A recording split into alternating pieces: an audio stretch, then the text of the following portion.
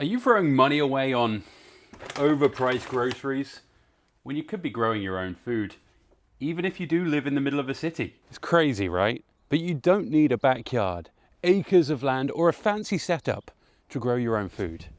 I'll show you how you can do it with just a windowsill, a balcony, or even a tiny city front yard. Let's be real. Grocery store produce, it's so expensive, and then half of the time it's so flavorless. You buy this today and in 3 days this is going to be a brown, soggy mess. Now imagine walking over to your own little garden, picking fresh basil, crisp lettuce, and juicy tomatoes whenever you need them. And no plastic packaging, no middleman, just fresh food grown by you. And it's not just about taste. Studies have shown that homegrown vegetables have more nutrients than the ones you buy in the store, because they probably lose these in transportation and storage. So not only are you saving money, you're actually eating healthier. That's a win-win, isn't it? Let's bust some urban gardening myths. For example, I don't have enough space. Well, you're wrong. If you've got a windowsill, if you've got a balcony, or even just a sunny wall, you have space to garden. People grow tomatoes in buckets, herbs in mason jars, and entire gardens in vertical wall planters. And that doesn't have to cost you anything either. Just pick up a pallet for free, put it on your wall, make sure that pallet's safe, and there you go. You have a vertical planter with a few adjustments, of course. And another point on space. You don't need all that much to get your seeds going.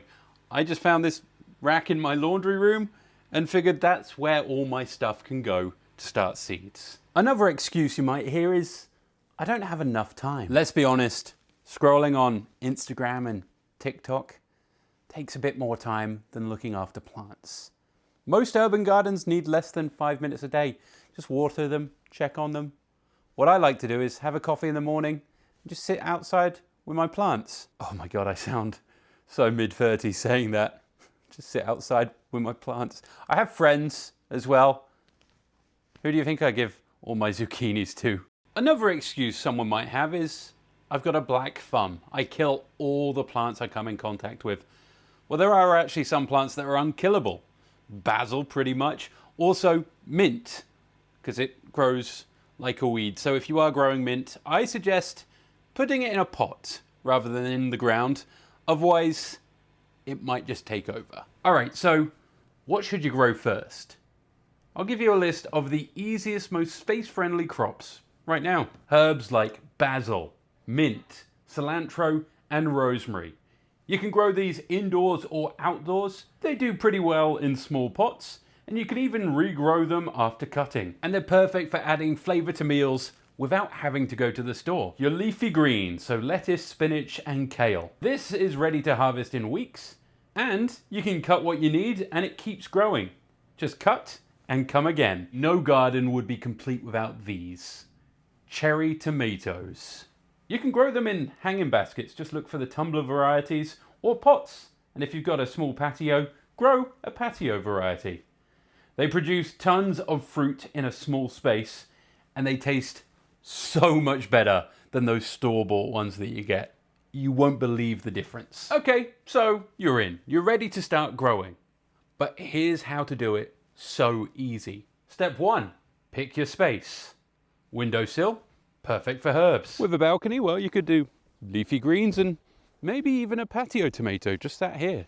And if you've got a front yard, your options are really limitless. Just put stuff in the ground, maybe give yourself some raised planters, or use pots. The world is really your oyster at this point. But what would be the vegetable version of an oyster? The world is your artichoke, I suppose. Step 2, choose one plant to start. Don't go overboard. You can pick a couple plants, but pick the easy ones, maybe like a basil or a lettuce. Keep it fun in the early days and then expand from there. Step 3, use containers, even recycled ones. No need to buy expensive pots. You could use old jars, buckets, cut up milk cartons. I actually use a lot of storage totes. And of course, make sure they've got drainage holes because plants don't like sitting in water. So I'm just in my creepy basement here. I just came down to show you the kinds of totes that I would use to put soil in and then grow in. Yeah, just these storage ones. You're looking for 2 or 5. There's a number on the bottom. You'll find it right on the bottom here, 2 or 5. That means it's food safe, so those are the ones to use. Okay, all right, I'm getting out of here. It's kind of creepy. Oh, it is spooky down here. Step 4, enjoy and expand. Once you nail one plant, add another, and before you know it, you're gonna have a mini jungle. And there are so many unexpected benefits of doing this. It's not just about fresh veggies, there's so much more to it. For example, you get instant stress relief. Yeah, there's actually bacteria in soil that literally boost serotonin. That's the happiness hormone. Gardening equals free therapy. It also can save you money, a lot of it, unless you are setting up your garden, and yes, it can cost a bit up front, but just imagine the amount of basil you can have, the amount of tomatoes. Just go outside, grab one, there you go. And of course, it's good for the environment. There's less plastic waste from store packaging. Some gardens even cool down cities, which are basically giant heat traps. And my front yard, in the middle of a city, it increases biodiversity. It's not just a lawn, it's a jungle of vegetables. Now, if you're thinking, I want to see what an urban garden looks like in action, I'm going to show you that, of course, in a few weeks, because I've been turning my tiny city front yard into a grocery store. And here's where things get fun.